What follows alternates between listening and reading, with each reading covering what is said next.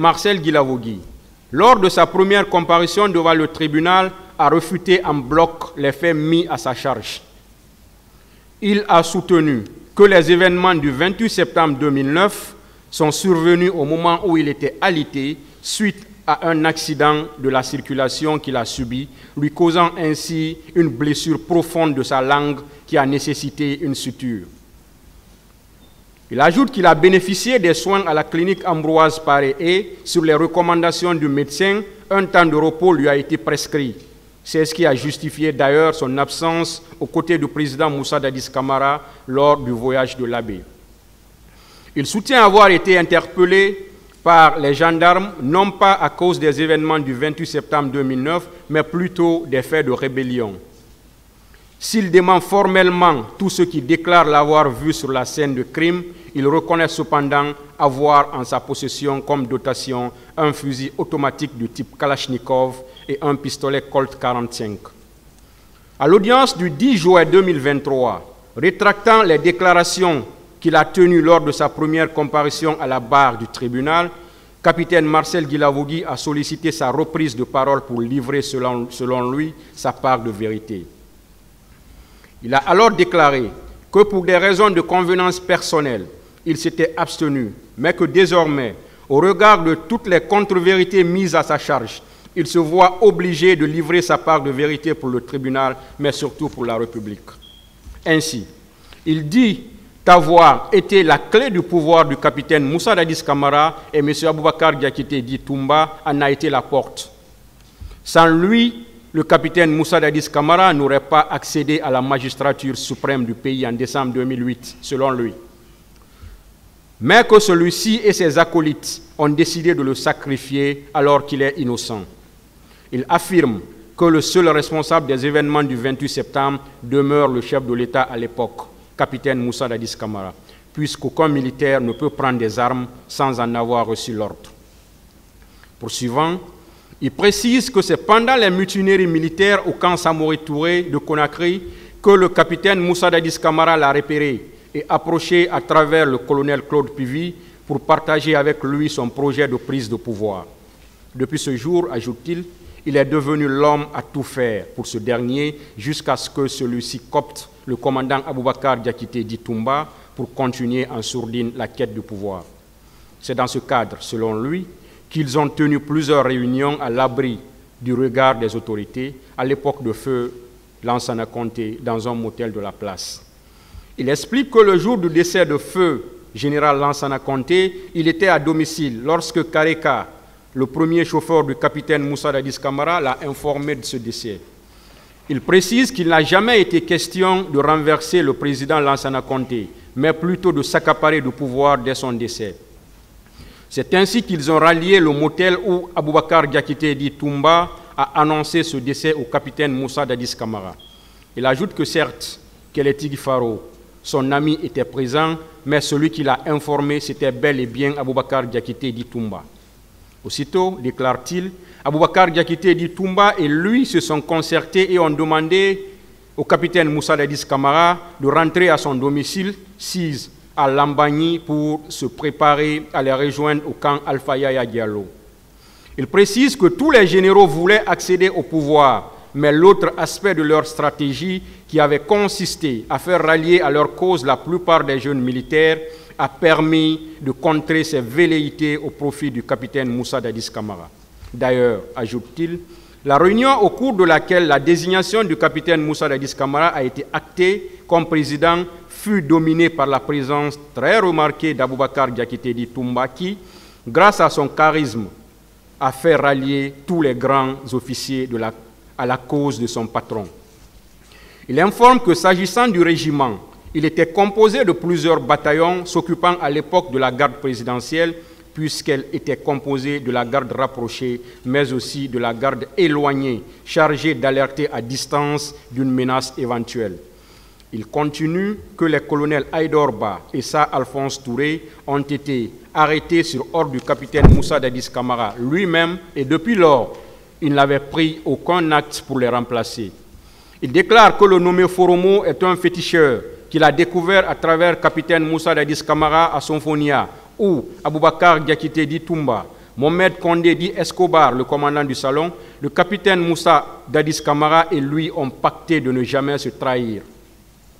Parallèlement à la garde rapprochée, précise-t-il, commandée par Aboubakar Diakité dit Toumba, capitaine Moussa Dadis Camara a constitué une autre garde pour effectuer ses missions personnelles. Celui-ci était composé de Joseph Makambo Loa, chargé des opérations du chef de l'État, Gono Sangaré, intendant et chargé du recrutement au camp de Kaléa, Théodore, qui se trouvait au Burkina Faso avec capitaine Moussa Dadis Camara et Begré, alors commandant du camp Koundara. Il reconnaît avoir constaté aussi l'arrivée des recrues de Kaléa à la présidence sous la direction du nommé Joseph Makambo Loa. Il affirme qu'en clair, le général Sekouba Konaté n'a aucun lien avec les événements du 28 septembre 2009, que capitaine Moussa Dadis Camara tente de lui régler les comptes en l'accusant. Il précise que le 27 septembre 2009, le capitaine Moussa Dadis Camara était bel et bien à Conakry, puisque sur instruction du général Sekouba Konaté, Aboubakar Diakité dit Toumba et lui ont présidé la cérémonie de soutien que la communauté Toma avait organisée à l'honneur du capitaine susnommé. Dans la matinée du 28 septembre 2009, il déclare avoir vu au salon Moussa Dadis Camara, très en colère, en s'adressant à sa garde parallèle dans un ton menaçant et ferme. Mais, vu son état de convalescence, précise-t-il, qu'il a décidé de partir et il s'est, de son plein gré, rendu dans la chambre d'Aboubacar Diakité dit Toumba pour le réveiller et lui faire part de la situation dans laquelle il a trouvé capitaine Moussa Dadis Camara. À leur arrivée dans la chambre de ce dernier, ils l'ont vu donner des ordres à Makambo de se rendre au stade pour mater les leaders politiques, ajoute-t-il. Immédiatement, selon lui, Aboubakar Diakité dit Toumba a interdit à la garde officielle de sortir et a ordonné que Moussa Dadis Camara soit également interdit de sortir. Il ajoute qu'il a rejoint son domicile familial où il a décidé de sortir promener son père frappé par un accident cardiovasculaire AVC. Étant juste au carrefour Panival, dit-il, il a aperçu le cortège du président Dadis qui passait en direction de la ville quand un de ses amis du nom d'Ibrahima Souri, Ousmane Souma, dit Tyran, décédé en 2022, l'informait que c'est Makambo qui dirigeait la mission et que Toumba l'avait suivi dans sa voiture personnelle en compagnie d'un civil. Il déclare que pour le respect du pacte scellé entre eux sur le fétiche sacré chez Sforomo, il a pris la résolution de partir à leur recherche en prenant l'autoroute où il a observé à distance un dispositif impressionnant sur le pont de Madina qui ressemblerait à celui du capitaine Moussa Dadis Camara. Dans l'enceinte du stade, la première personne qu'il a reconnue, informe-t-il, c'était Aboubakar Diakité dit Toumba, qu'il voyait donner des coups de pied aux militaires qui s'attaquaient à la population civile.